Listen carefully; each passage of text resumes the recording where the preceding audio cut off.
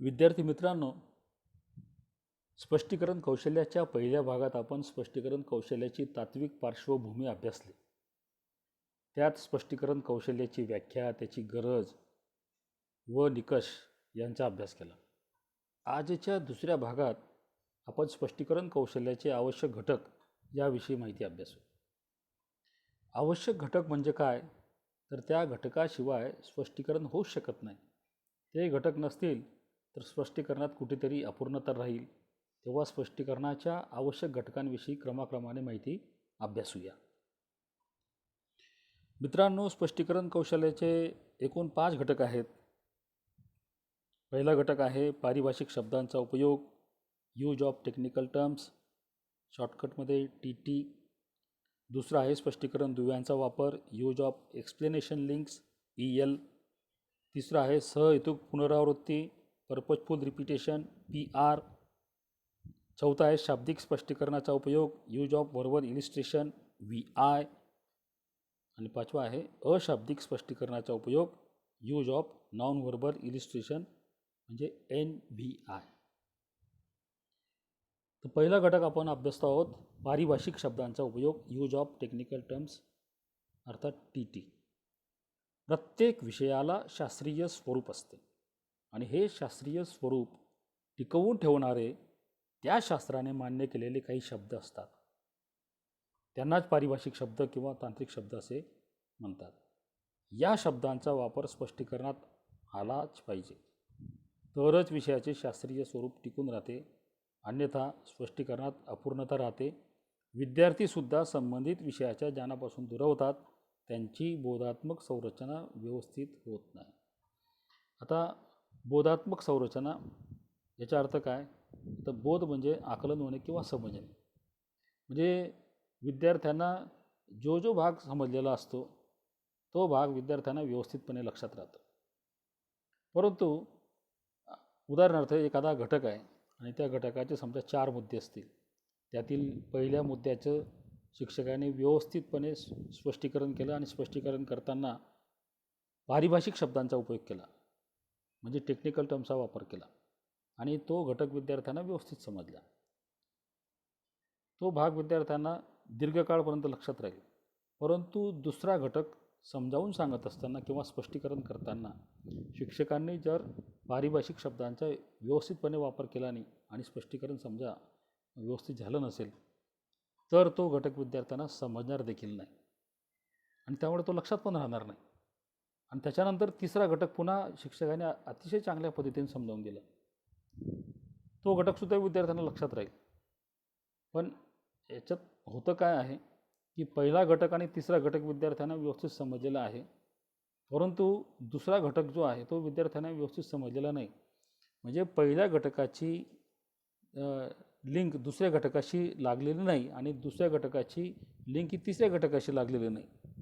म्हणजे ही जी साखळी आहे, ज्ञानाची ही साखळी कुठेतरी तुटलेली आहे, कुठेतरी ब्रेक झालेली आहे. ही जी चेन आहे, ही चेन जर व्यवस्थित व्हायची असेल, ही संरचना व्यवस्थित व्हायची असेल तर स्पष्टीकरण हे व्यवस्थित होणं अत्यंत आवश्यक आहे. तरच बोधात्मक संरचना ही व्यवस्थित होते. एक उदाहरण आपण या ठिकाणी घेतो आहोत. इयत्ता 7वीचा वर्ग आहे आणि त्या 7वीच्या वर्गासाठी एक समांतरभुज चौकोनाच्या संदर्भामध्ये शिक्षक माहिती स्पष्ट करतायत. आता या ठिकाणी 2 शिक्षक स्पष्टीकरण देत आहेत. आता ते कसं स्पष्टीकरण देत आहेत ते आपण या ठिकाणी पाहूया. तत्पूर्वी तुम्हाला मी काही गोष्टी सांगतो की या ठिकाणी ABC आणि D हा समांतरभुज चौकोन आहे आणि D आणि E हा एक लंब आहे. त्याच्यामुळे समांतरभुज चौकोनाचे काटकोन त्रिकोण DAE आणि समलंब चौकोन DEBC असे 2 भाग तयार होत आहेत. आता याचं स्पष्टीकरण 2 शिक्षक वेगवेगळ्या पद्धतीने कसं देतात आणि कोणाचं स्पष्टीकरण योग्य आहे हे तुमच्यासुद्धा लक्षात येईल. आता हीच आकृती मी छोटीशी या बाजूला वरच्या बाजूला काढून ठेवलेली आहे. तिच्याकडे नीट लक्ष द्या आणि मी जे स्पष्ट करतोय किंवा वाचतोय त्याच्याकडे पण नीट लक्ष राहू द्या. शिक्षक विद्यार्थ्यांना समांतरभुज चौकोनाचे स्पष्टीकरण देतात. मुलांनो, तुम्हाला एका चौकोनाचे चित्र दाखवलेलं आहे. या चौकोनामध्ये वरून खाली एक रेष काढली आहे. या रेषेमुळे चौकोनाचे एक त्रिकोण व एक चौकोन अशी दोन भिन्न चित्रे मिळालेली आहेत. हा त्रिकोण त्या चौकोनाशी जोडला तर आडवा चौकोन तयार झालेला दिसतो, म्हणून या दोन्हींचा आकार एकच आहे असे म्हणता येईल. आता या ठिकाणी पहिल्या शिक्षकाने भूमितीमध्ये जे काही पारिभाषिक शब्द असतात, टेक्निकल टर्म्स असतात, त्याचा फार कमी वापर केलेला आहे, जवळपास नाहीच्या बरोबर. हां, आता याऐवजी दुसरे जे भूमितीचे शिक्षक आहेत ते कसं स्पष्ट करतात बघूया. मुलांनो, तुम्हाला एका समांतर भुज चौकोनाची आकृती काढून दाखवलेली आहे. ह्या आकृतीत बाजू ए बीवर रेख डी हा लंब काढला आहे. डी हा लंब काढलेला आहे. या लंबामुळे समांतर भुज चौकोनाचे एक काटकोन त्रिकोण व एक समलंब चौकोन अशा दोन आकृत्या मिळालेल्या आहेत. हा एक काटकोन त्रिकोण आहे.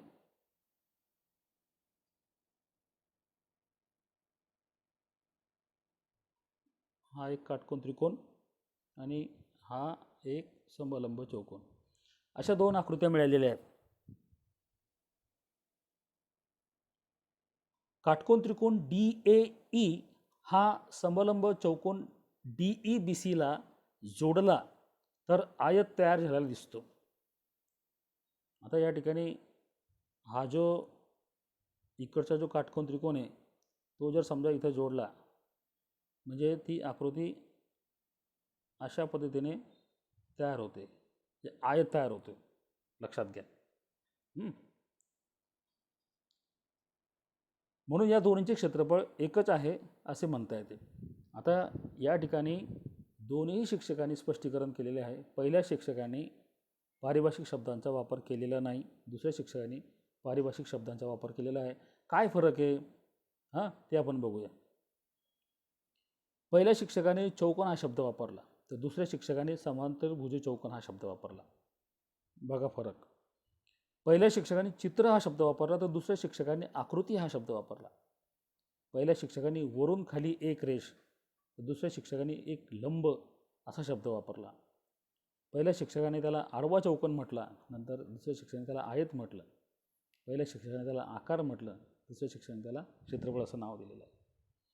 तर पारिभाषिक शब्दांचा जर योग्य वापर केला तर ते स्पष्टीकरण ऐकायला सुद्धा खूप चांगलं वाटतं. कारण हे जे शब्द आहेत मित्रांनो भूमितीतले, समांतरभुज चौकोन, आकृती, लंब, आयत, क्षेत्रफळ, हे भूमिती विषयाचे अत्यंत महत्त्वाचे शब्द आहेत, पारिभाषिक शब्द आहेत. कारण या शब्दांशिवाय भूमिती हा विषय म्हणजे त्याला शास्त्रीय स्वरूप प्राप्त होणार नाही. आणि म्हणून शिक्षकाने सुद्धा स्पष्टीकरण करताना या शब्दांचा वापर करणं अत्यंत महत्त्वाचे, अनिवार्य आहे. कारण त्याशिवाय त्या विषयाचं जी रंजकता आहे, त्या विषयाचं शास्त्रीय स्वरूप हे टिकवून ठेवणं शिक्षकाच्या हातामध्ये. आणि मित्रांनो, भविष्यामध्ये सुद्धा जेव्हा विद्यार्थी हा हळूहळू मोठा होत जातो तेव्हा त्याला त्या शब्दांचा वापर माहिती असणं अत्यंत आवश्यक आहे. की त्रिकोण, काटकोन त्रिकोण कोणाला म्हणतात, आयत कोणाला म्हणतात. तर व्यवस्थित समजा जर शिक्षकाने जर त्या शब्दांचा व्यवस्थित वापर केला तर पुढच्या वर्गामध्ये जेव्हा तो जाईल तेव्हा त्या शब्दांचा अर्थ त्याला नीट समजलेला असेल तर पुढचा भाग त्याला समजायला काहीही कठीण जात नाही. आता काही इतर विषयांचे पण काही उदाहरणं आहेत. विज्ञानाचं एक उदाहरण आहे की काचेवर सूर्यकिरण पडल्यावरती सीमापार जातात. आता या ठिकाणी सीमापार हा जो शब्द आहे त्याच्याऐवजी काचेवर सूर्यकिरण पडल्यावरती आरपार जातात असं शब्द वापरायला पाहिजे. नंतर बी जमिनीत लावल्यावर एक दांडी वर व एक दांडी खाली वाढते, याऐवजी बी जमिनीत रुजल्यानंतर आधी मूळ जमिनीच्या खाली तर अंकुर जमिनीच्या वर वाढतो. हे खरे पारिभाषिक शब्द आहेत. त्याच्यानंतर पाण्यावर सूर्याची किरणे पडल्यावर त्याची वाफ होते, त्याला वाफीभवन म्हणतात. त्याच्याऐवजी पाण्यावर सूर्याची किरणे पडल्यावर त्याचे बाष्पात रूपांतर होते, त्याला बाष्पीभवन असे म्हणतात. तर अशा योग्य पारिभाषिक शब्दांचा वापर केला तर ते जे ज्ञान आहे, तो जो विषय आहे, त्या विषयाचं शास्त्रीय स्वरूप जे आहे ते टिकून राहतं. आणि विद्यार्थ्यांचे जी बोधात्मक संरचना जी आहे ती सुद्धा व्यवस्थित होत जाते. मराठीमध्ये एक वाक्य असं बघा, विष्णूशास्त्री चिपळूणकरांनी आपल्या निबंधाच्या पुस्तकात एकामागून एक लेख लिहून लोकहितवादीवर एकसारखी टीकेची झोड सोडली. ती टीका लोकांसमोर आजही आहे. आता या ठिकाणी मराठीचे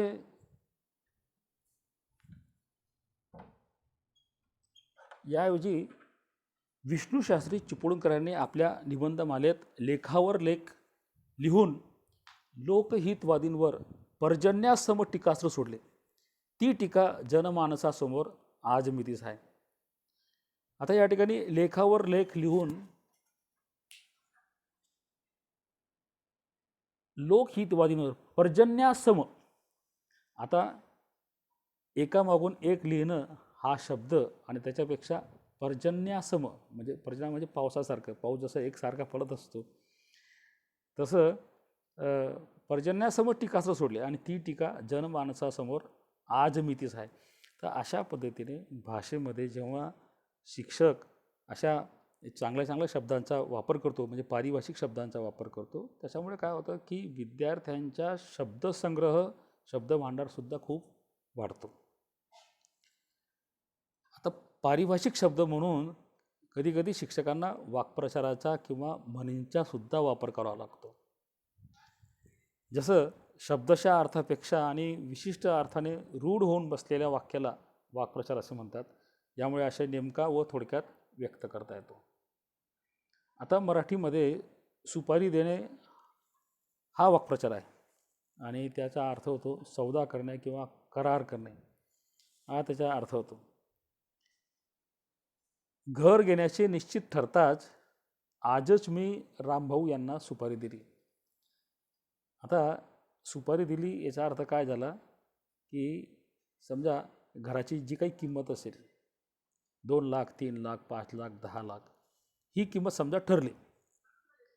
आता ही किंमत ठरल्यानंतर रामभाऊ यांना सुपारी दिली म्हणजे काय की तो करार झाला की ते घर मी विकत घेतलं आणि विकत घेतलं. मग याला पुरावा काय किंवा तर काहीतरी पैसे उचल म्हणून रामभाऊंना देणं. तर सुपारी देणं याचा अर्थ काय की उचल देणं नाही तर त्या करार झाला त्याबद्दल काही पैसे त्यावेळेस देणं असा त्याचा अर्थ होतो. हां, तर त्याला सुपारी देणं असं म्हणतात. आता दुसरा एक वाक्प्रचार आहे 9 2 11 होणं, हिंदीमधला आहे. त्याचा अर्थ भागजाना आहे, पण खरं म्हणजे शिक्षकाने हा अर्थ सुरुवातीला सांगायला नको. आता त्यासाठी एखादं वाक्य त्या ठिकाणी सांगायला पाहिजे. ते असं आपल्याला घेता येईल, सुबह हुई मैंने देखा भीड़ जमी हुई थी और उसमें पुलिस भी थे, फिर बाद में पता चला कि रात को चोर आए थे, चोरी करके 9 2 11 हो गए. आता अशा पद्धतीचे वाक्य समजा शिक्षकांनी सांगितलं तर त्यावेळेला जर समजा विचारला की 9 2 11 होणं याचा अर्थ सांगा, विद्यार्थी आपोआपच सांगतील की भाग जाणं. तर अशा पद्धतीने काही वाक्य सांगून म्हणजे 9 2 11 होणं हा वाक्प्रचार पण वापरता येईल, तो विद्यार्थ्यांना ऐकायला मिळेल, त्याचा अर्थ विद्यार्थी पण सांगतील आणि अशा पद्धतीने म्हणजे विद्यार्थ्यांची जी काही विद्यार्थ्यांचे जे काही शब्दभंडार आहे ते सुद्धा व्यवस्थित होईल. काही म्हणी पण असतात सर्वांच्या बोलण्यात सतत येणारे, चिमुकले, चटकदार, बोधप्रद व सर्वमान्य वचन म्हणजे मन. जसं उथळ पाण्याला खडखडाट फार, नावळतीचे मीठ अळणे. तर अशा पद्धतीचे काही म्हणी पण असतात. त्या म्हणींचा वापर करून सुद्धा स्पष्टीकरण हे चांगल्या पद्धतीने देता येतं. एक उदाहरण आहे की श्यामची आई या पुस्तकामध्ये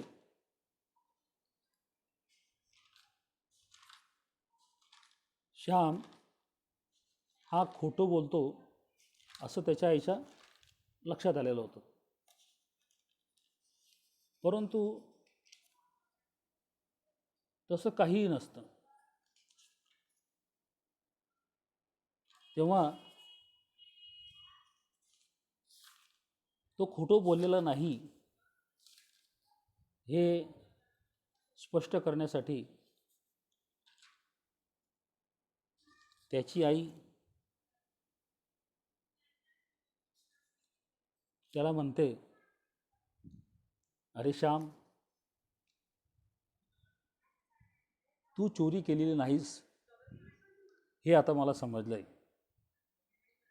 चल आता जेवून घे. अरे कर नाही त्याला डर कशाला. म्हणजे या ठिकाणी कर नाही त्याला डर कशाला ही जी म्हण आहे, ही म्हण अशा ठिकाणी वापरल्यामुळे, शिक्षकांनी वापरल्यामुळे, तर त्याच्यातला जो भावार्थ आहे तो भावार्थ विद्यार्थ्यांना व्यवस्थित समजतो. कर नाही त्याला डर कशाला म्हणजे काय, तर काहीतरी म्हणजे एखादी गोष्ट अशी की जी चुकीची आहे, म्हणजे एखादं पाप किंवा खोटं बोलणं किंवा चोरी करणं, समजा या गोष्टी समजा पाप म्हणून आपण गृहीत धरतो, कारण त्या चांगल्या नाही आहेत.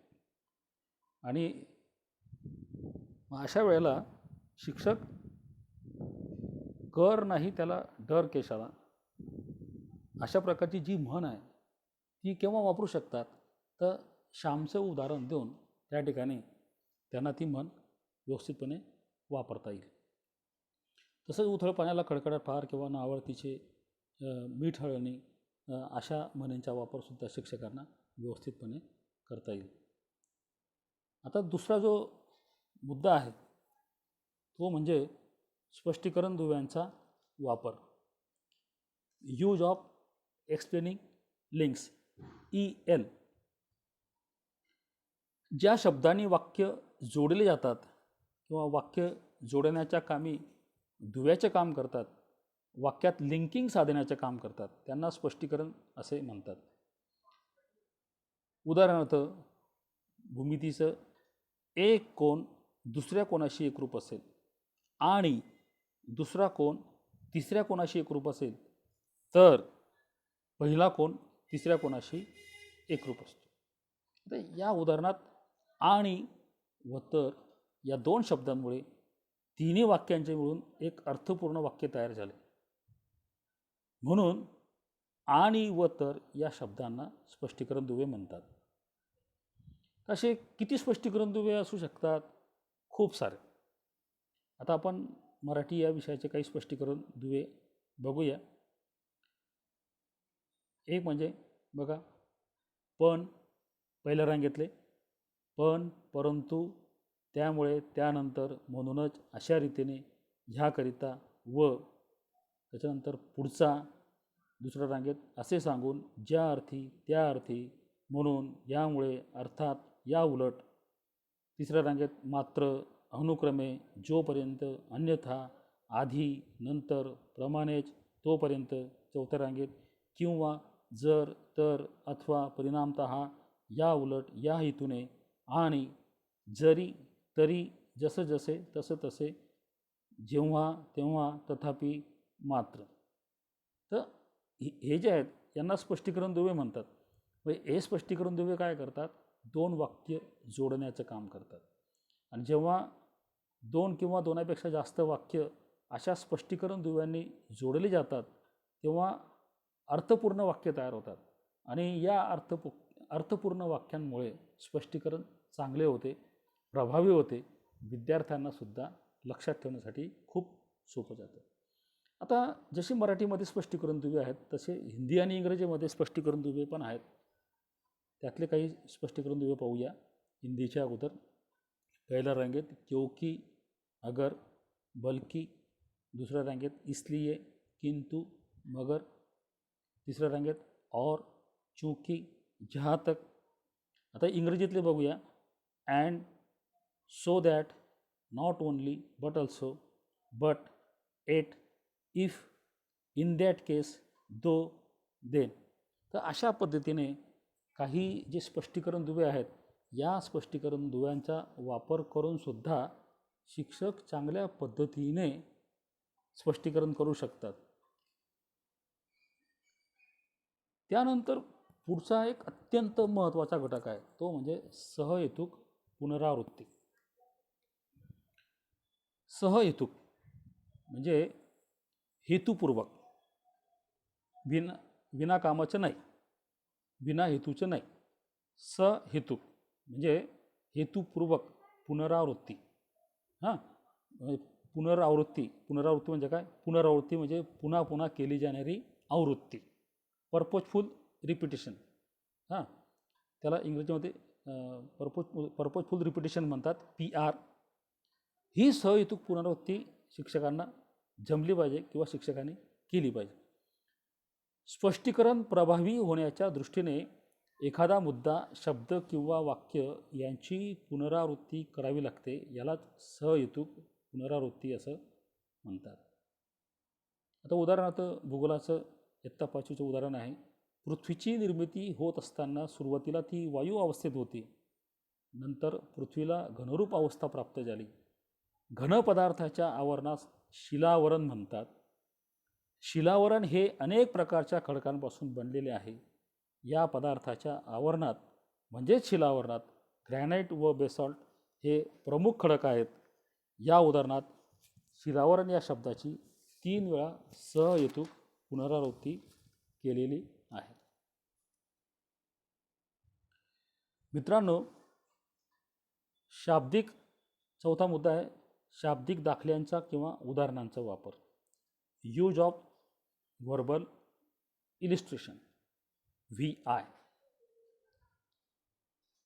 शाब्दिक दाखले किंवा उदाहरणे म्हणजे शिक्षकाला स्पष्टीकरण करताना शाब्दिक दाखल्यांचा किंवा उदाहरणांचा वापर हा करावाच लागतो. एखादी कल्पना पटवून देताना तिच्याशी साम्य असलेले दैनंदिन जीवनातील अनुभव किंवा छोटे मोठे प्रसंग आपण सांगतो, त्यांनाच उदाहरणे म्हणतात. किंवा आपल्या दैनंदिन जीवनातील बारीक सारीक प्रसंग किंवा अनुभव किंवा घटना म्हणजेच उदाहरणे होत.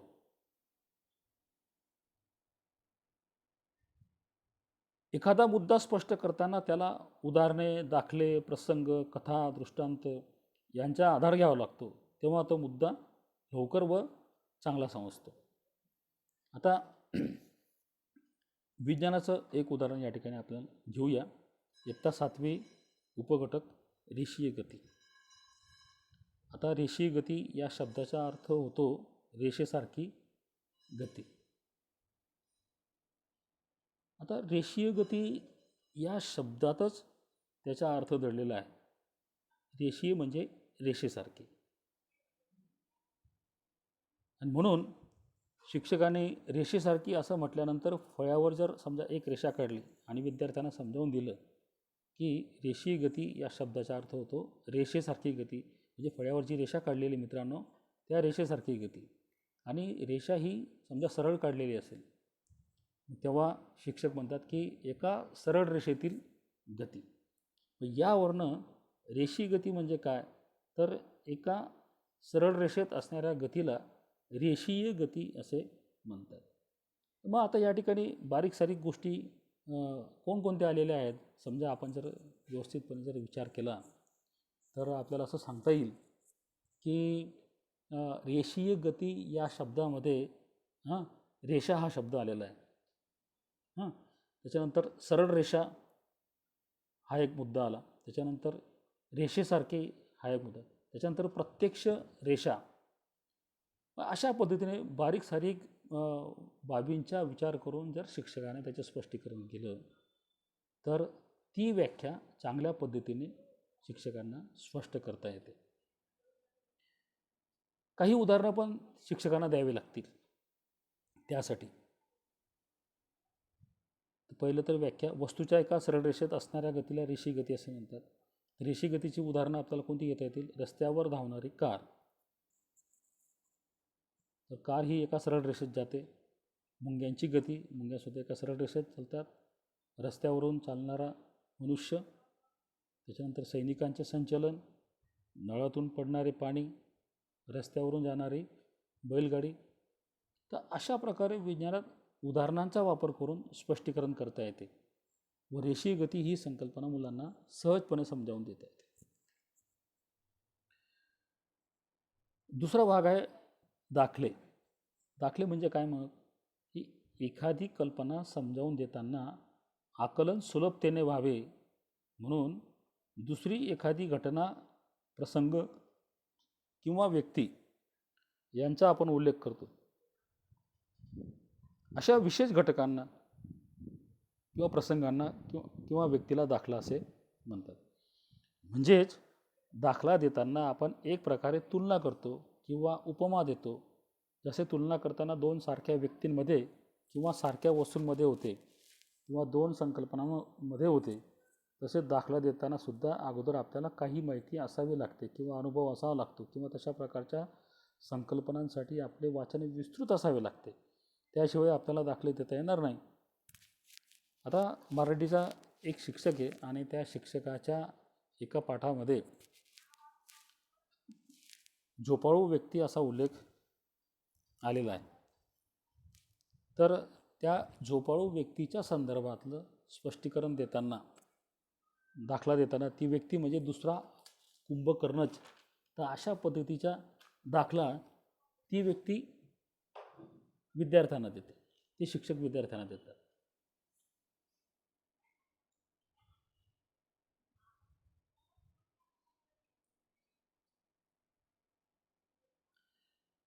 दुसरं एक उदाहरण आहे अनीतिमान किंवा चारित्र्यहीन व्यक्ती, याबाबत दाखला देताना पुढील प्रमाणे देता येईल.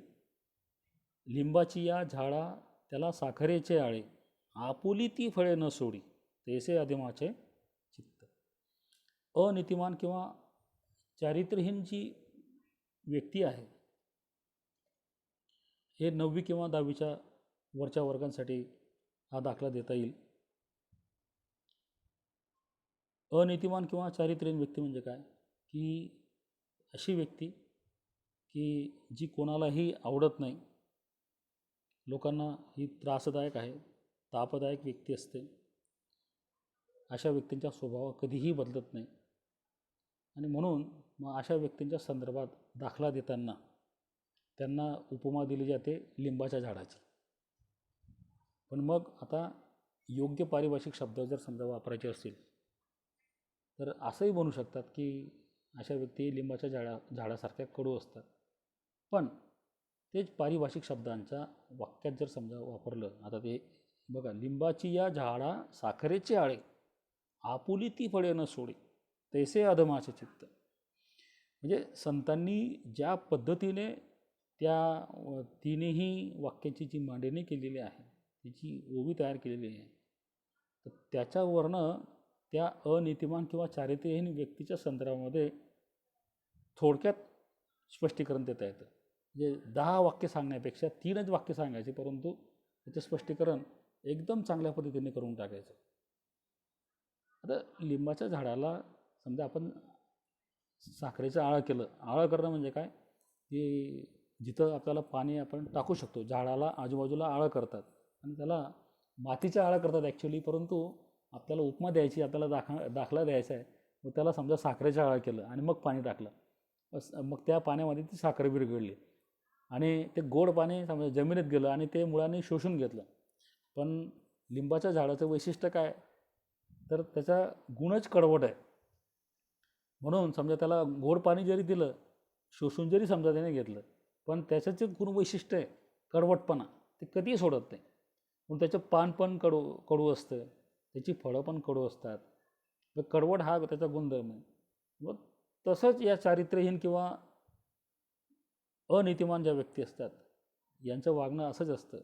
यांना तुम्ही कितीही गोड बोला, कितीही त्यांच्याशी प्रेमाने वागा, कितीही त्यांच्याशी प्रेमाने बोला, त्यांना कितीही चांगलं बोला, पण तरीसुद्धा ते आपला स्वभाव सोडत नाही. त्यांना समाजाला जो त्रास द्यायचा आहे तो त्रास ते देतच असतात. आणि मग अशा अनीतिमान किंवा चारित्र्यहीन व्यक्तींबाबत दाखला देताना हा जो दाखला दिलेला आहे, खूपच सुंदर दाखला दिलेला आहे. पुढचं एक उदाहरण दिलेलं आहे की दानशूर व्यक्तीबद्दल बोलायचे झाल्यास तो कर्णासारखा दानशूर आहे. आता कर्णाचाच का बरं दाखला लिहिलेला आहे?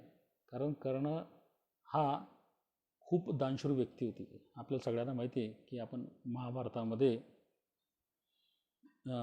त्या व्यक्तिमत्वाबद्दल आपण सगळ्यांनी वाचन केलेले आणि सगळ्यांनी सिरियलमधून सुद्धा आपण ते ऐकलेलं आहे, पाहिलेलं सुद्धा आहे की सकाळच्या प्रहरी कर्णाच्या समोर जो कोणी येत असेल आणि त्याने जे काही मागितलेलं असेल ते जर त्याच्याकडे असेल तर त्याने ते दिलेलं आहे.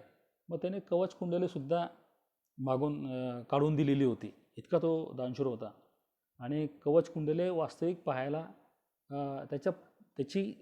त्याच्या प्राण वाचवणारी ती होती, पण तो इतका दानशूर होता की त्याने ते सुद्धा दान देऊन टाकले.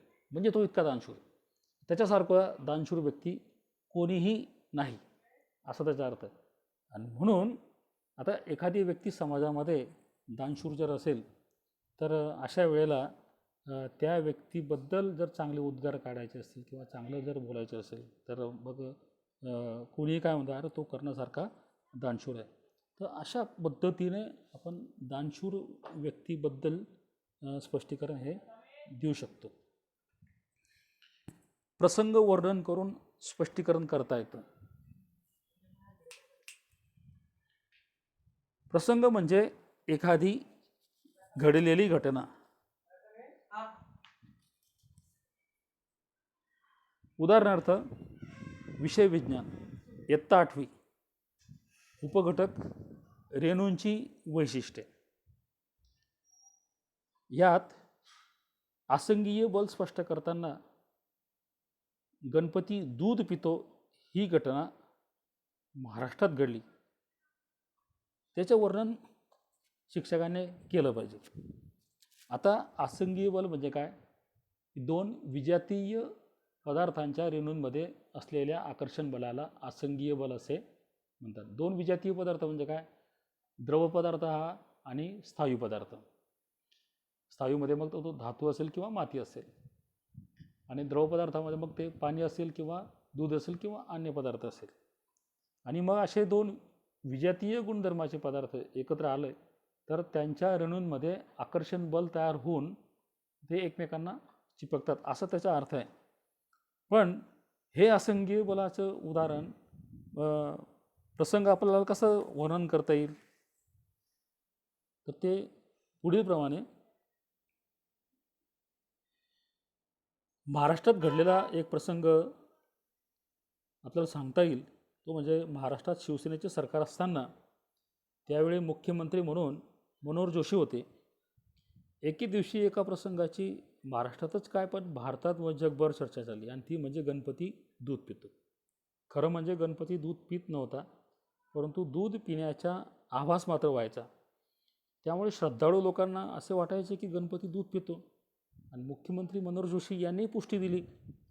पुष्टी कोणी दिली, कोणी जोडली यालाही महत्त्व आहे, आणि त्यामुळे या चर्चेला खूपच उधाण आले. परंतु याचे शास्त्रीय कारण म्हणजे रेणूंमधील अन्योन्य क्रिया.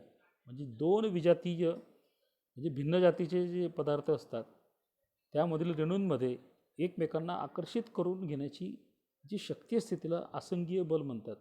या आसंगीय बलामुळेच दुधाचे रेणू धातूच्या रेणूकडे, म्हणजे गणपतीची मूर्ती धातूची होती आणि धातूच्या रेणूकडे मग ते आकर्षित झाले.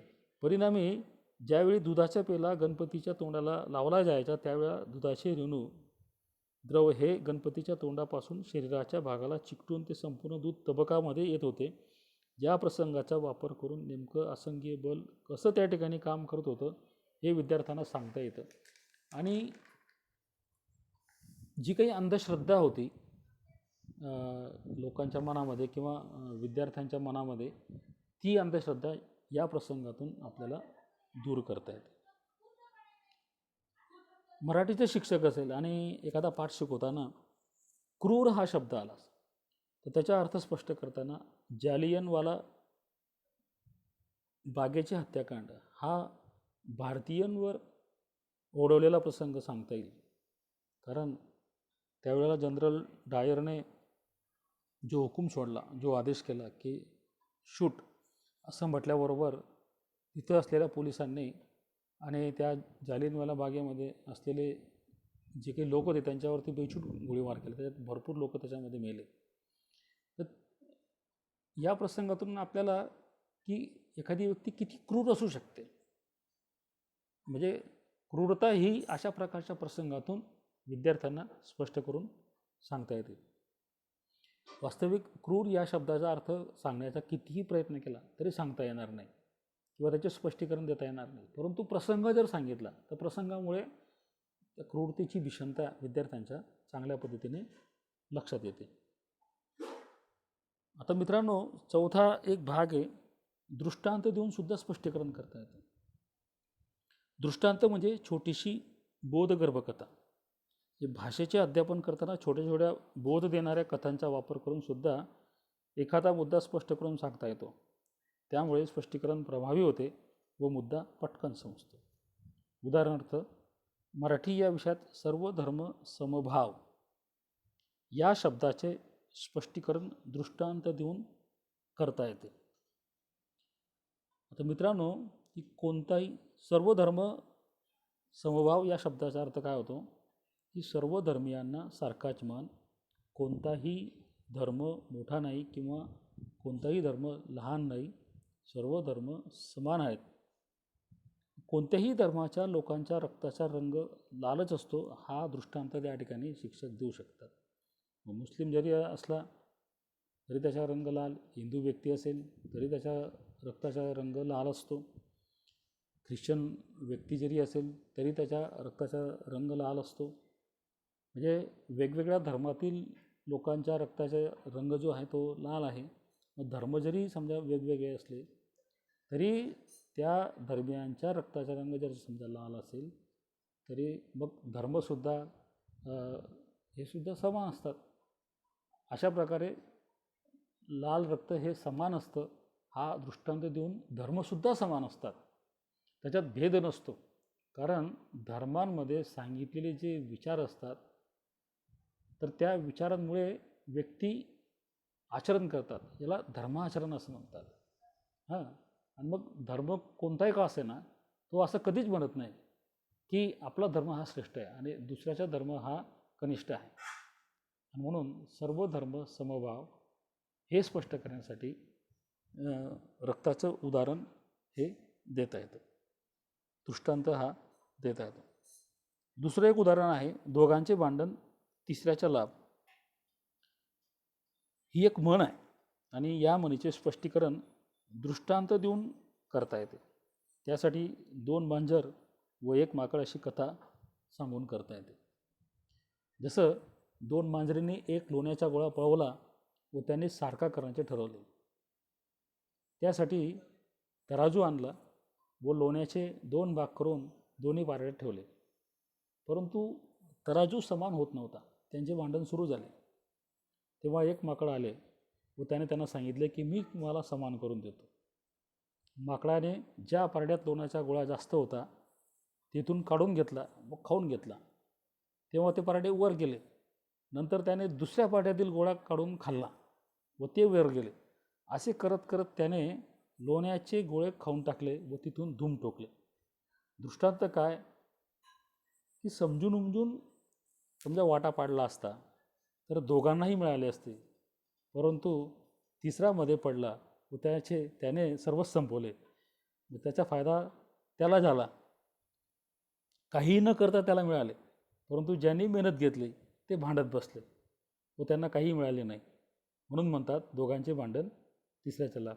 तर अशा पद्धतीने दृष्टांत देऊन एखादी संकल्पना चांगल्या पद्धतीने आपल्याला स्पष्ट करता येऊ शकते.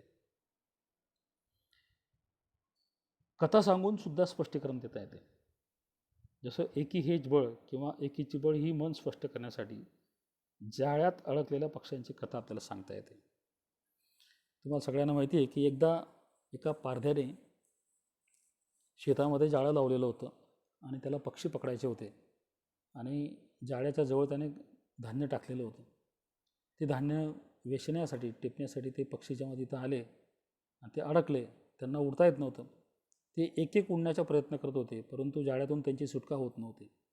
आणि मग शेवटी त्यांच्यातील एका हुशार पक्षाने त्यांना सगळ्यांना सांगितलं की मी 3 म्हणेल, 1 2 3 3 म्हटल्याबरोबर आपण सगळ्यांनी एकत्रित उडायचं.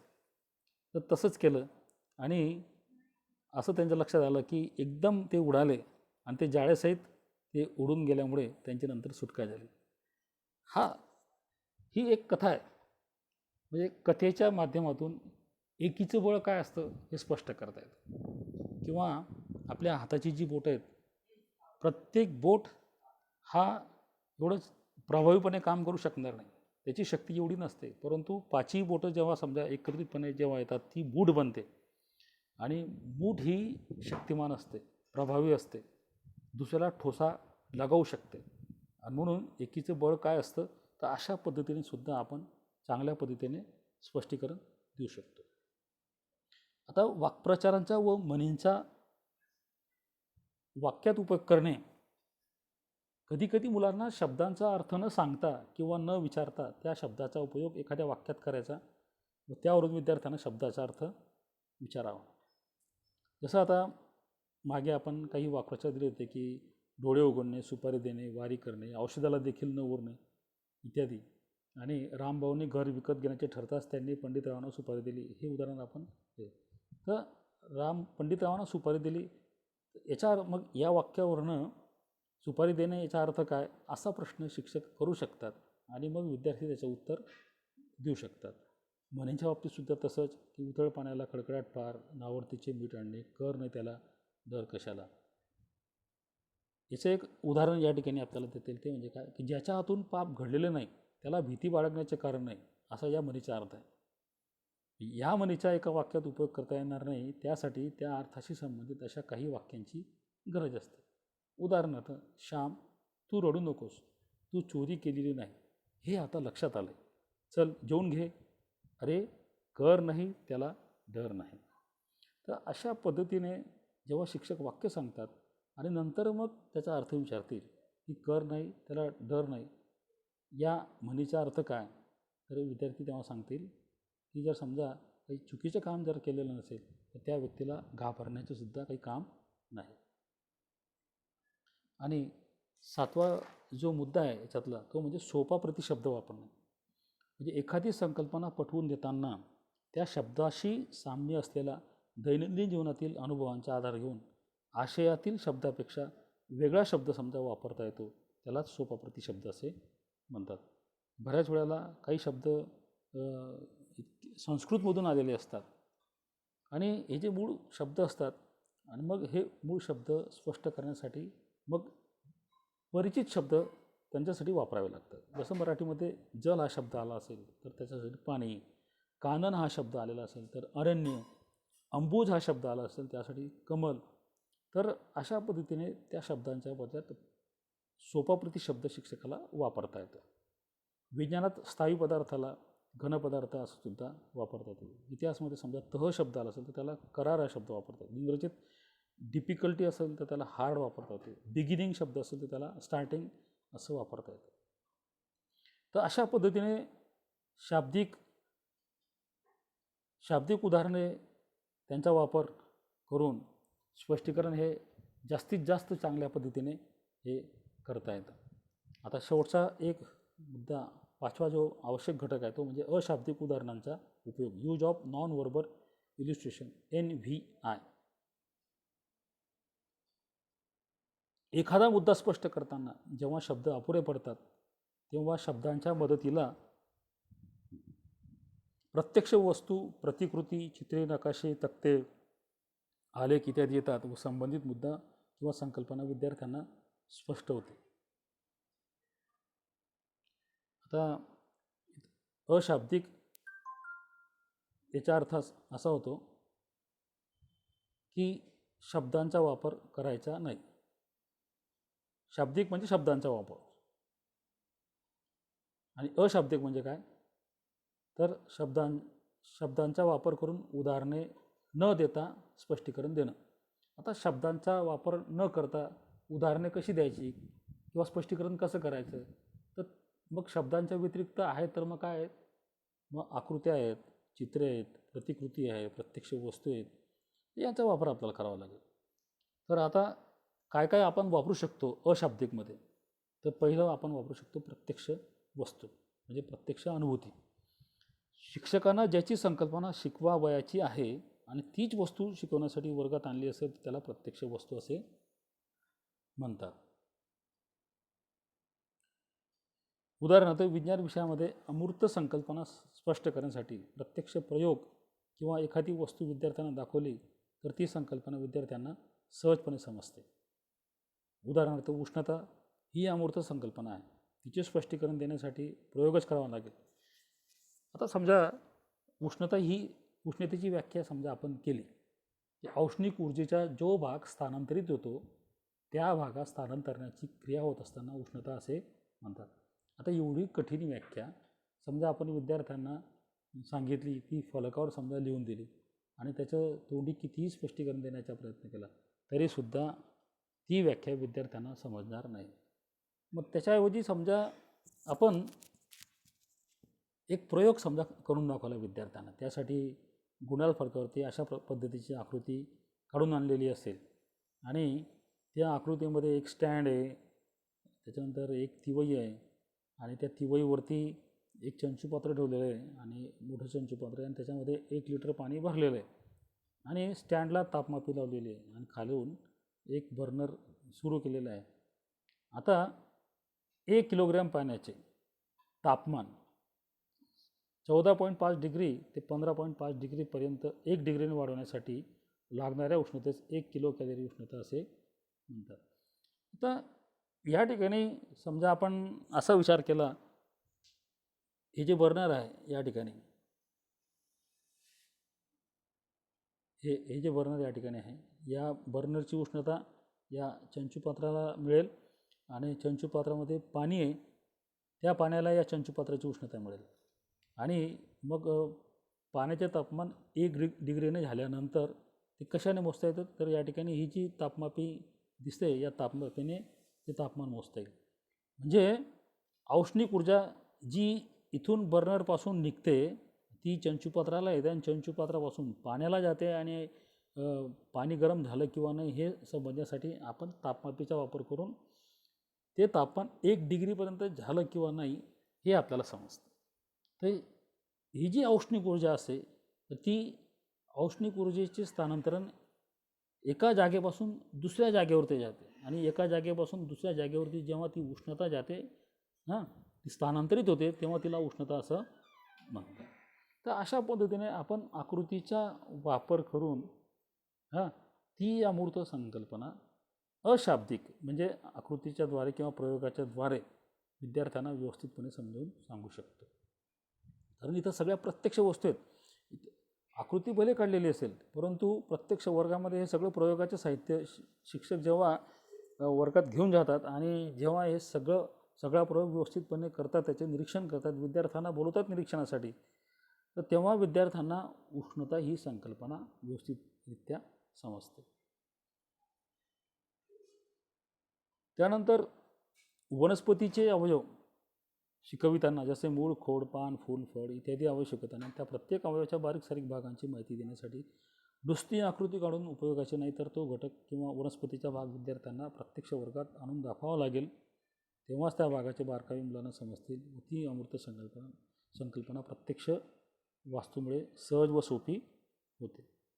आता हे जास्वंदाचं फूल आहे, जास्वंदाची पाने आहेत, जास्वंदाचं समजा खोड किंवा मूळ, म्हणजे जास्वंदाची पूर्ण वनस्पती समजा वर्गात घेऊन गेले आणि प्रत्येक बेंचवरती विद्यार्थ्यांना पानं आणि फुलं जर समजा आपण ठेवली तर विद्यार्थ्यांना पानांची आणि फुलांची संकल्पना व्यवस्थितपणे स्पष्ट होऊ शकेल.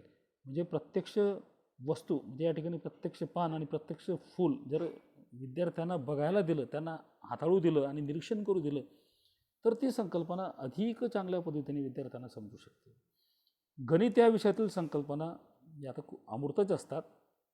लहान मुलांना लहान वर्गात प्रत्यक्ष वस्तू विद्यार्थ्यांना दाखविल्याशिवाय त्या संकल्पना विद्यार्थ्यांना समजत नाही.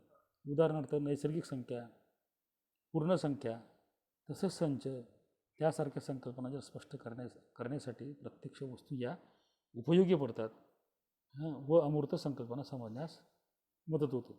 आता नैसर्गिक संख्या ही संकल्पना स्पष्ट करायची असेल तर गोट्या किंवा दगडं असं घेऊन एक एक एक गोटी उचलायची आणि तिला एक म्हणायचं, नंतर मग 2 गोट्या उचलून त्यांना 2 म्हणायचं, मग 3 गोट्या उचलून त्यांना 3 म्हणायचं.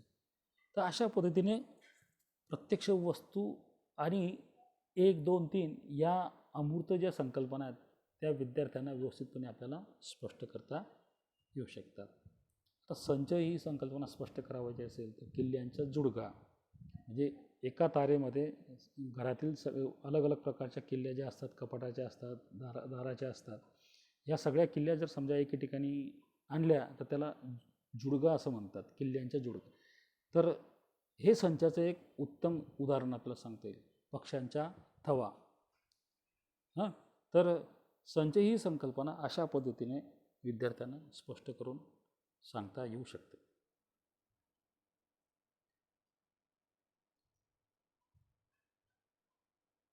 मराठीमध्ये खाण्यापिण्याच्या गोष्टींचा संदर्भ ज्यावेळी येतो तेव्हा त्या गोष्टी विद्यार्थ्यांना प्रत्यक्ष दाखवून त्या संकल्पना स्पष्ट करता येतात. उदाहरणार्थ अक्रोड हा शब्द समजा मराठीच्या शिक्षकाच्या पाठामध्ये आलेला असेल तर अक्रोड ही संकल्पना लहान मुलांना समजा आपण कितीही समजावून दिली तरी त्यांना समजणार नाही. तर अशा वेळेला विद्यार्थ्यांना तो प्रत्यक्ष अक्रोड वर्गात विद्यार्थ्यांना दाखवला तर विद्यार्थ्यांना तेव्हा ते कळतं की अक्रोड म्हणजे नेमकं काय, तो किती टणक असतो, त्याला कसा फोडतात, त्याचा कोणता भाग खातात, हे सगळं शिक्षक जेव्हा वर्गामध्ये समजावून सांगतात तेव्हा त्याचं स्पष्टीकरण चांगल्या पद्धतीने होतं आणि विद्यार्थ्यांना अक्रोडी संकल्पना स्पष्ट होते. हिंदी विषयात गुठलिया हा शब्द आल्यानंतर प्रत्यक्ष कोय दाखवावे लागेल, त्यामुळे त्याला बीज असं म्हणतात, हे स्पष्ट करता येईल. सिक्का हा शब्द आल्यानंतर वेगवेगळ्या नाणी समजा शिक्षकांना दाखवावं लागते आणि सिक्का म्हणजे पैसे हे विद्यार्थ्यांना स्पष्ट करून सांगावं लागेल. इंग्रजी विषयामध्ये समजा ऑन हा शब्द स्पष्ट करायचा असेल तर शिक्षकांकडे हातात जर पुस्तक असेल तर त्या पुस्तकाकडे सांगून बोर्ड दाखवून विद्यार्थ्यांना सांगतील लुक ॲट दिस बुक, आणि मग ते पुस्तक टेबलवर ठेवतील आणि म्हणतील book is on the table. तर अशा पद्धतीने प्रत्यक्ष पुस्तक आणि टेबल यांचा वापर करून शिक्षक ऑन ही जी संकल्पना आहे ही चांगल्या पद्धतीने स्पष्ट करू शकतात. इतिहासामध्ये समजा ऐतिहासिक नाणी उपलब्ध असल्यास त्याचा वापर करून अध्यापन करता येईल. भूगोलामध्ये खरीप पिके कोणती असतात, रब्बी पिके कोणती असतात, याचा जर समजा फरक स्पष्ट करायचा असेल तर धान्याचे नमुने पारदर्शक डब्यांमध्ये भरून विद्यार्थ्यांना दाखवता येतील. जसे खरीप पिकाचे मूग, त्याच्यानंतर बाजरी, ज्वारी, कापूस ही सर्व खरीप पिके आहेत. फक्त धान्यांच्या संदर्भात जर आपण विचार केला तर मूग आहे, उडीद आहे, चवळी आहे, बाजरी आहे, ज्वारी आहे, ही सगळी धान्य खरीप पिकातली. आणि रब्बी पिकातली गहू आहे, हरभरा आहे, दादर आहे. त्याच्यानंतर अशा पद्धतीने हा जो धान्याचा जो प्रकार आहे खरीप पिकांचा आणि रब्बी पिकांचा, तो पारदर्शक डब्यांमध्ये भरून त्यांचा नेमका काय फरक आहे हे विद्यार्थ्यांना प्रत्यक्ष धान्य दाखवून तो फरक विद्यार्थ्यांच्या लक्षात आणून देता येईल. आता प्रत्यक्ष वस्तूनंतर दुसरा जो मुद्दा आहे प्रतिकृती, त्याला मॉडेल असं म्हणतात. म्हणजे एखादी संकल्पना स्पष्ट करण्यासाठी जेव्हा प्रत्यक्ष वस्तू आणू शकत नाही अशा वेळी प्रतिकृतीचा वापर करून स्पष्टीकरण देता येते. बाजारात प्रतिकृती उपलब्ध आहेत. आता हत्ती समजा हत्ती जर प्रत्यक्ष वर्गात समजा आणला तर साहजिकच समजणार आहे विद्यार्थ्यांना, परंतु एवढा मोठा हत्ती वर्गात आणणं शक्य नाही आणि ते बरोबर पण नाही, ॲप्रोप्रिएट पण नाही. म्हणजे काही गोष्टी अशा असतात की त्या जरी उपलब्ध असतील पण तरीसुद्धा त्या वर्गामध्ये आपल्याला आणता येत नाही, कारण त्याची म्हणजे वापर करण्यासाठी जी योग्यता असेल ती त्या ठिकाणी नसते त्या वस्तूची. आता उदाहरणार्थ विज्ञानात हृदयाची आंतररचना समजा शिकवायची असेल तर प्रत्यक्ष कोणाचं हृदय थोडी काढता येतं आपल्याला, तर हृदय काढून आपण शिकवू शकत नाही. अशा वेळेला हृदयाची प्रतिकृती तयार करून स्पष्टीकरण देता येतं. यावरून प्रत्यक्ष वस्तूसारखी दिसणारी बाब म्हणजे प्रतिकृती होय. मग साबणाचा वापर करून प्रतिकृती बनवता येते, मातीचा वापर करून म्हणजे शाळू मातीचा वापर करून सुद्धा आपल्याला प्रतिकृती ही बनविता येऊ शकते. प्लास्टर ऑफ पॅरिसचा वापर करून सुद्धा प्रतिकृती या बनविता येऊ शकतात. बाजारामध्ये हल्ली प्लास्टर ऑफ पॅरिसचा वापर करून किंवा वेगळ्या पद्धतीच्या मटेरियलचा वापर करून मासे, बेडूक, त्याच्यानंतर अमिबा, त्याच्यानंतर बेडकाचा जीवनक्रम, त्याच्यानंतर माणसाचा मेंदू, हृदय, फुफ्फुसे, किडनी, लहान आतडे, मोठे आतडे, लिव्हर, त्याच्यानंतर हाडांचा सांगाडा, तर अशा पद्धतीचे जे वेगवेगळे अवयवच माणसाच्या शरीरातले त्या सर्व अवयवांच्या प्रतिकृतीसुद्धा आज बाजारामध्ये उपलब्ध आहेत आणि त्या प्रयोगशाळेमध्ये आपण ठेवू शकतो. आणि ज्या ज्या वेळेला तास असेल विज्ञानाचा आणि तो घटक जर असेल तर त्या घटकाला अनुसरून शिक्षकाने ती प्रतिकृती वर्गामध्ये नेणं अत्यंत आवश्यक आहे. आणि त्यावरनं स्पष्टीकरण दिलं तर तो भाग अतिशय चांगल्या पद्धतीने स्पष्ट होतो.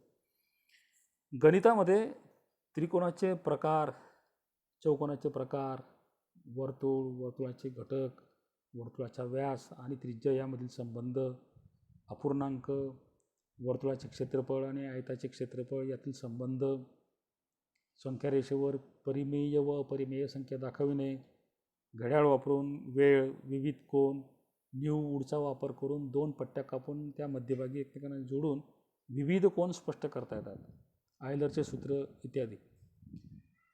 किंवा इष्टिका, चिती किंवा सूची अशा ज्या संकल्पना आहेत त्या संकल्पना प्रतिकृतींचा वापर करून आपल्याला व्यवस्थित विद्यार्थ्यांना समजून सांगता येतात. तर या ठिकाणी हे सिलेंडर आहे पहिलं, त्याच्यानंतर हे षटकोना सूची आहे, ही चिती 2 नंबर 1 2 3 4 5 6 बाजू आहेत, षटकोना चिती आहे आणि हा शंकू आहे, याला सूची असं म्हणतात कारण इथं वरती टोक आहे आणि खाली पसरट भाग आहे. तर याला सूची असं म्हणतात. तर घनाकृती किंवा इष्टिका चिती म्हणजे वेगवेगळ्या ज्या चिती असतात तर चितींचा वापर करून आयलरचं सूत्र हे आपल्याला व्यवस्थितपणे स्पष्ट करता येऊ शकतं. त्याच्यानंतर भूगोलामध्ये पृथ्वीच्या गोल दाखवून परिवलन गती स्पष्ट करता येते.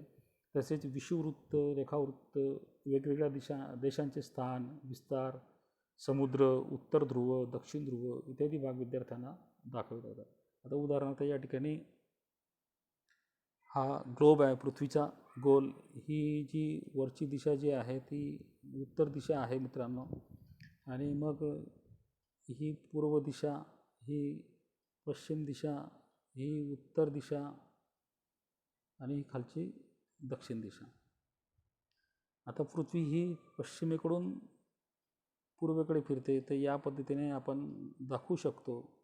आणि त्याच्यामुळे काय, सूर्य आपल्याला पूर्वेकडून उगवताना दिसतो आणि मग पश्चिमेकडे मावळताना तो दिसतो. आणि मग जसं जसं ही पृथ्वी अशी फिरत जाईल तसं तसं हा सूर्य डोक्यावर येत जाईल आणि नंतर मग संध्याकाळी पुन्हा तो मावळेल. तर मग 12 तासाचा हा दिवस असतो, मग आणि 12 तासाची रात्र असते. 24 तासात हे परिवलन पूर्ण होतं. तर अशा पद्धतीने परिवलन आणि परिभ्रमण या संकल्पनासुद्धा आपल्याला स्पष्ट करता येतात. त्याच्यानंतर या ठिकाणी हा जो भाग आहे हा पाण्याचा भाग आहे, हा पाण्याचा भाग आहे, आणि हा जो भाग दिसतो या ठिकाणी हा सगळा जमिनीचा भाग आहे. पण जमिनीच्या भागापेक्षा पाण्याचा भाग जास्त आहे हे आपल्याला विद्यार्थ्यांना समजून सांगता येतं. जवळजवळ 70% पाणी आणि 30% ही जमीन आहे. तसेच वेगवेगळे जे देश आहेत ते आपल्याला सांगतात. जसं आपला भारत देश हा या ठिकाणी आहे ते आपल्याला विद्यार्थ्यांना समजून सांगतील. किंवा इतर जे देश आहेत हे देशसुद्धा शिक्षक विद्यार्थ्यांना चांगल्या पद्धतीने स्पष्ट करून सांगू शकतात. पण तोंडी कितीही सांगण्याचा प्रयत्न केला शिक्षकाने, त्याचं स्पष्टीकरण मात्र देता येत नाही. कारण नेमकी पृथ्वी कशी आहे हे शब्दांचा वापर करून कधीही शिक्षक स्पष्टीकरण देऊ शकत नाही. त्यासाठी अशा पद्धतीचा ग्लोबचा वापर करून म्हणजे पृथ्वीच्या गोलचा वापर करून आणि हे पृथ्वीच्या गोल ही त्या ठिकाणी फिरते गोल आणि मग त्याच्यावरनं मग विषुववृत्त त्याच्यानंतर रेखावृत्त या सगळ्या गोष्टी शिक्षक चांगल्या पद्धतीने स्पष्ट करू शकतात. त्याच्यानंतर इतिहासामध्ये लाकडापासून ढाल, तलवार, जिरेटोप, चिलखत इत्यादी तयार करून विद्यार्थ्यांना दाखवता येईल. तसेच थर्मोकोलचे किल्ले किंवा ऐतिहासिक वास्तू तयार करून ती वस्तू नेमकी कशी दिसते तिचे वर्णन करता येईल आणि ज्यामुळे इतिहास विषय हा देखील रंजक करता येईल. इंग्रजीमध्ये सुद्धा पुठ्ठ्याचे घड्याळ दाखवून टाईम ही संकल्पना ही स्पष्ट करता येईल. आता काही चित्रे आणि आकृत्यांचा वापर देखील आपण करू शकतो. Pictures and diagram. भाषा म्हणजे मराठी, हिंदी, इंग्रजी याच्यामध्ये समजा उदाहरणार्थ शिवाजी महाराज किंवा महाराणा प्रताप, राजर्षी शाहू महाराज, ज्योतिराव फुले, डॉक्टर आंबेडकर, अहिल्याबाई होळकर यासारख्या व्यक्तिमत्वांचा पाठ समजा या भाषेमध्ये आलेला असेल तर अशा वेळेला ही व्यक्तिमत्वे कशी आहे, कशी दिसते, त्यांच्या व्यक्तिमत्व नेमकं काय होतं त्या संदर्भात स्पष्टीकरण देताना जर समजा लहान मुलांना अशा प्रकारचे फोटो दाखवले त्या व्यक्तिमत्वाचे त्यांना खूप आनंद होतो, खूप चांगलं वाटतं आणि ते लक्षात पण ठेवतात. म्हणजे भविष्यामध्ये ही व्यक्ती कोण आहे त्यांना सांगण्याची गरज भासत नाही. तर शिक्षकाने अशा पद्धतीने चित्रांचा वापर किंवा फोटोग्राफचा वापर करून सुद्धा चांगल्या पद्धतीने ते समजून सांगू शकतात, स्पष्टीकरण देऊ शकतात. इतिहासामध्ये वरीलप्रमाणे सर्वांचे फोटो लहान वर्गासाठी तर मोठ्या वर्गासाठी शिवाजी महाराजांचा राज्याभिषेक हा प्रसंग दाखवून वर्णन करता येईल. जालियनवाला बाग हत्याकांड या चित्रावरून त्याची भीषणता व जनरल डायरची क्रूरता स्पष्ट करता येईल. आता शिवाजी महाराजांचा राज्याभिषेक आपण नंतर बघूया. भूगोलामध्ये भारतातील मोठमोठी धरणे, लोकजीवन, जंगल, वनस्पती, प्राणी, अवकाश इत्यादी गोष्टी आपल्याला चित्रावरनं स्पष्ट करता येईल. विज्ञानातील मूळ, खोड, पाने, फुले, फळे तसेच सूक्ष्म प्राणी किंवा वनस्पती जे डोळ्यांना दिसत नाही त्यांची मोठ्या आकारातील चित्रे उदाहरणार्थ अमिबा, पॅरामेशियम, हरितद्रव्य इत्यादी याच्या सूक्ष्म ज्या बाबी आहेत त्या चित्रांचा वापर करून आपल्याला दाखवता येऊ शकतात, स्पष्ट करून सांगता येऊ शकतात.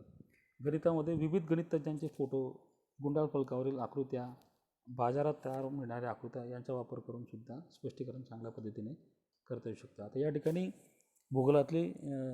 भूगोलातील धरणांचं स्पष्टीकरण समजा द्यायचं असेल, धरण नेमकं कसं असतं तर अशा पद्धतीच्या आकृत्या शिक्षक वापरू शकतात आणि त्या चित्रांवरनं ते स्पष्टीकरण देऊ शकतात. म्हणजे हा जो भाग आहे हा भिंतीचा भाग आहे एवढा, ही भिंत उभारलेली आहे आणि भिंत उभारल्यानंतर ठराविक उंचीवरती त्यांना दरवाजे बसवलेले आहेत आणि मग या दरवाजांवरनं पाणी बाहेर निघतं. हे जे दरवाजे या ठिकाणी दाखवलेले आहेत या दरवाजांमधनं पाणीचा विसर्ग हा होऊ शकतो.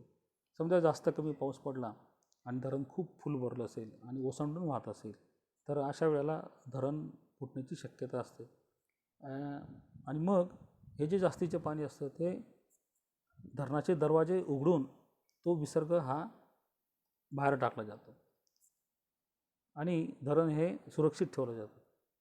पण मग अशा प्रकारची धरण बांधल्यानंतर त्याचे नेमके कोणते फायदे होतात तर शेतीला पाणी मिळतं, उद्योगधंद्यांना पाणी मिळतं, पिण्यासाठी पाणी मिळतं. तर अशा पद्धतीचे अनेक फायदे धरणाचे असतात. हे आपल्याला धरणाच्या चित्रावरून चांगल्या पद्धतीने स्पष्ट करता येऊ शकतं. तोंडी किती सांगितलं की धरण असं असतं, धरण तसं असतं, काही उपयोग होत नाही. म्हणून प्रत्यक्ष चित्र जर समजा विद्यार्थ्यांना दाखवलं तर त्याची कल्पना ही चांगल्या पद्धतीने येऊ शकते. त्याच्यानंतर मगाशी आपण पाहिलं की 9वी 10वीचे समजा विद्यार्थी असतील आणि त्यांना जर शिवाजी महाराजांचा राज्याभिषेक याचे चित्र जर आपण त्यांना दाखवलं तर त्यांच्यामध्ये खूप मोठी प्रेरणा ही निर्माण होऊ शकते की कसा तो राज्याभिषेक झाला आणि ते प्रसंग वर्णन जर या चित्रावरनं केलं तर त्याचं स्पष्टीकरण खूप चांगल्या पद्धतीने हे होऊ शकतं.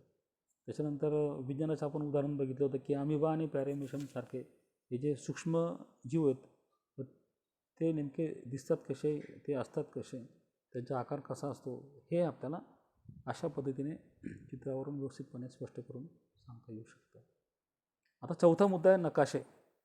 म्हणजे कोणत्याही देशाचा स्थान किंवा विस्तार किंवा सीमा इत्यादी बाबी नकाशावरून आपल्याला शिकवता येतात. तर या ठिकाणी भारताचा हा राजकीय नकाशा दाखवलेला आहे की भारताच्या सीमा या नेमक्या कुठून कुठपर्यंत आहेत, म्हणजे उत्तर ते दक्षिण किती आणि पूर्व ते पश्चिम किती हे आपल्याला या नकाशावरून सांगता येतं. आणि त्याच्यानंतर भारतामधली जी राज्य आहेत तर प्रत्येक राज्याच्या सीमा, त्यांचं स्थान, त्यांचा विस्तार हे आपल्याला या अशा प्रकारच्या नकाशावरनं हे सांगता येतं. नकाशाशिवाय विद्यार्थ्यांना काही गोष्टींचं स्पष्टीकरण देखील करता येत नाही. त्याचप्रमाणे आलेख, आता गणित, विज्ञान, भूगोल या विषयात आलेखाचा उपयोग करून अध्यापन हे करता येतं. तर अशा प्रकारचे स्तंभ समजा आपण दाखवले. उदाहरणार्थ 2017, 2018, 2019 आणि 2020 या काळात दरडोई किती उत्पन्न आलं हे आपण या स्तंभालेखाद्वारे आपण दाखवू शकतो. आता उदाहरणार्थ 2017मध्ये सगळ्यात जास्त उत्पन्न झालेलं आहे असं आपल्याला दाखवतील. त्यानंतर हिरव्या रंगाचा जो स्तंभ आहे 2020मध्ये मग 2 नंबरचं उत्पन्न आपल्याला दाखवता येईल. त्याच्यानंतर ऑरेंज कलरचा जो आहे म्हणजे 2018मध्ये हे 3 नंबरचे उत्पन्न झालेलं आहे आणि सगळ्यात कमी उत्पन्न मग हे 2018मध्ये झालेलं आपल्याला दाखवता येईल.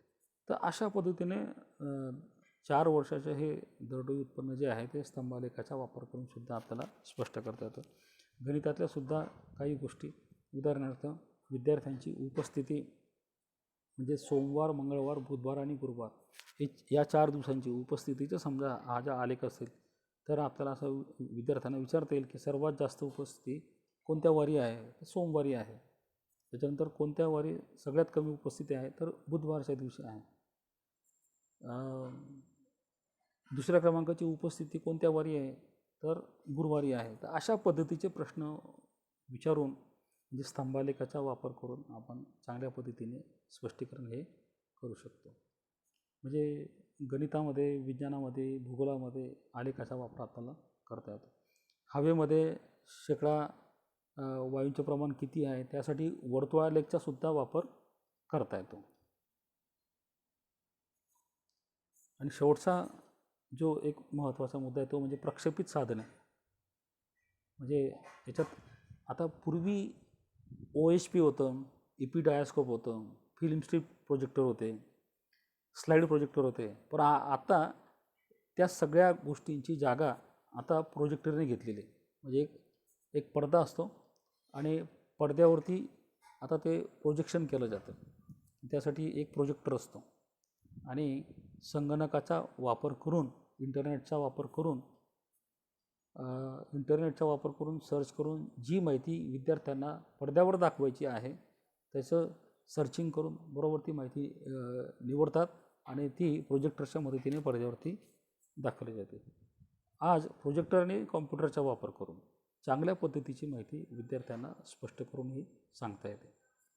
आणि 7वा मुद्दा आहे दृकश्राव्य साधनं. त्याच्यात TV, मोबाईल किंवा इंटरनेट किंवा विविध ॲप जे असतात यांच्या मदतीने आपण चांगल्या पद्धतीने विद्यार्थ्यांना माहिती स्पष्ट करू शकतो.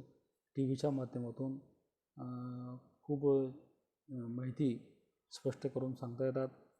आज TVवर इग्नू म्हणजे इंदिरा गांधी हे जे ओपन युनिव्हर्सिटी जी आहे दिल्लीला, तर हे मुक्त विद्यापीठ जे आहे यांची रिसर्च अँड डेव्हलपमेंट ही जी ब्रँच आहे ही खूप डेव्हलप आहे. तर विद्यार्थ्यांना घरबसल्या चांगलं समजावं म्हणून त्यांनी वेगवेगळ्या संकल्पना या ॲनिमेशनचा वापर करून खूप चांगल्या पद्धतीने त्यांनी स्पष्ट केलेल्या आहेत आणि त्या आपण TVचा वापर करूनसुद्धा पाहू शकतो. त्याच्यानंतर मोबाईलमध्ये जे यूट्यूब आहे त्या यूट्यूबच्या मदतीने आज तर आपण सगळ्याच गोष्टी आपण बघू शकतो आणि त्यांचं स्पष्टीकरण विद्यार्थ्यांना देऊ शकतो. विद्यार्थ्यांना आपण लिंक दिली तर त्या लिंकवर जाऊन विद्यार्थी तो भाग, ती संकल्पना चांगल्या पद्धतीने ते बघू शकतात. आजकाल तर वेगवेगळ्या कंपनी जसं बायजूस आहे किंवा ॲलन आहे किंवा बन्सल आहे किंवा ह्या ज्या वेगवेगळ्या ज्या कंपनी आहेत वेगवेगळ्या या शिक्षणाच्या म्हणजे क्लासेस घेणाऱ्या ज्या कंपन्या, मी त्यांना कंपनीच म्हणतो, ही इंडस्ट्रीज आहेत एक प्रकारे त्या, म्हणजे हे क्लासेस घेतात परंतु फार मोठ्या प्रमाणावर त्यांचं काम चालतं. तर यांनी आता याच्यामध्ये खूप वेगवेगळ्या पद्धतीच्या या टेक्नॉलॉजीचा वापर करून त्याच्या एखाद्या कन्सेप्टचं स्पष्टीकरण खूप चांगल्या पद्धतीने करण्याचा ते प्रयत्न करतात. तर शिक्षक देखील या वेगवेगळ्या ॲपचा वापर करून सुद्धा स्पष्टीकरण हे चांगल्या पद्धतीने करू शकतात. जसं आता यूट्यूब आहे, यूट्यूबवर सुद्धा शिक्षक स्पष्टीकरण देऊ शकतात. सध्या ऑनलाईनचं हे काम चालू आहे आणि त्यामुळे शिक्षक झूमवर ऑनलाईन लेक्चर घेऊ शकतात आणि झूमवर ऑनलाईन लेक्चर घेत असताना स्क्रीन शेअर करू शकतात. मग ती यूट्यूबची असेल तरीसुद्धा त्याचे शेअरिंग हे होऊ शकतं. त्याच्यानंतर काही ज्या गोष्टी आहेत, उदाहरणार्थ काही ज्या लिंक आहेत म्हणजे काही वेबसाईट आहेत, शिक्षणाच्या वेबसाईट आहेत, त्या वेबसाईटसुद्धा खूप महत्त्वपूर्ण आहेत. तर त्या वेबसाईट समजा विद्यार्थ्यांना दिल्या तर त्या वेबसाईटचा वापर करून विद्यार्थी जो भाग त्यांना समजलेला नसेल तर त्या भागाचं ते स्पष्टीकरण स्वतः करून घेऊ शकतात. पण शिक्षकसुद्धा वर्गामध्ये त्या वेबसाईटचा वापर करून चांगल्या पद्धतीने विद्यार्थ्यांना समजून सांगू शकतात. अर्थात यासाठी शिक्षकाला संगणकाच्या क्षेत्रातलं खूप ज्ञान पाहिजे. तो त्याच्यातला साक्षर पाहिजे. साक्षर इन द सेन्स की त्याला सगळी माहिती पाहिजे की कोणत्या वेबसाईटवरती कोणती माहिती उपलब्ध आहे, नंतर संगणकाचा वापर नेमका कसा करायचा, नंतर त्यानंतर असे जे साक्षर शिक्षक असतात ते अगोदरच काय करतात की विद्यार्थ्यांना नेमकं काय दाखवायचं त्याच्या अगोदर सर्चिंग करून निवड करून एका फाईलमध्ये त्याचं स्टोरेज करून ठेवतात आणि जेव्हा पाहिजे तेव्हा विद्यार्थ्यांना ती फाईल उघडून त्या ठिकाणी दाखवतात. पण आपण ऑनलाईन जर समजा सर्चिंग विद्यार्थ्यांसमोर केलं तर असं आपल्याला करता येत नाही, कारण आता वेगवेगळ्या गोष्टी या इंटरनेटवरती आहेत. आपण समजा काही त्या ठिकाणी ओपन करतो तर त्या वेगळ्याच काही गोष्टी त्या ठिकाणी येऊ शकतात. तर ज्युडिशियस यूज ऑफ टेक्नॉलॉजी याचा वापर करून शिक्षक वेगवेगळ्या संकल्पनांचं चांगल्या पद्धतीने स्पष्टीकरण हे करू शकतात. आणि स्पष्टीकरण कौशल्याचे हे जे आवश्यक घटक आहेत, हे आवश्यक घटक शिक्षक व्यवस्थितपणे वापरू शकतात आणि तो मुद्दा चांगल्या पद्धतीने स्पष्ट करू शकतात. तर अशा पद्धतीने मित्रांनो या स्पष्टीकरणाच्या पाचही घटकांचा म्हणजे पारिभाषिक शब्दांचा उपयोग, यूज ऑफ टेक्निकल टर्म्स, स्पष्टीकरण दुव्यांचा वापर, यूज ऑफ एक्सप्लेनेशन लिंक्स, सहहेतुक पुनरावृत्ती, त्याच्यानंतर शाब्दिक स्पष्टीकरणाचा उपयोग आणि अशाब्दिक स्पष्टीकरणाचा उपयोग, अशा सर्व म्हणजे पाचही स्पष्टीकरण कौशल्यांचे जे घटक आहेत ते जर शिक्षकाने आलटून पालटून किंवा रोजच व्यवस्थित पद्धतीने जर समजा त्यांना वापरता आले, अर्थात ते वापरल्याशिवाय स्पष्टीकरण करूच शकत नाही, हे येतातच, परंतु जाणून बुजून जर समजा शिक्षकाने ते आणण्याचा प्रयत्न केला हे सगळेच घटक तर प्रभावी स्पष्टीकरण हे होत असतं. तर मित्रांनो अशा पद्धतीने आज आपण स्पष्टीकरण कौशल्याचे जे 5 घटक आहेत त्याचा आपण अभ्यास केला. आपण या ठिकाणी थांबूया.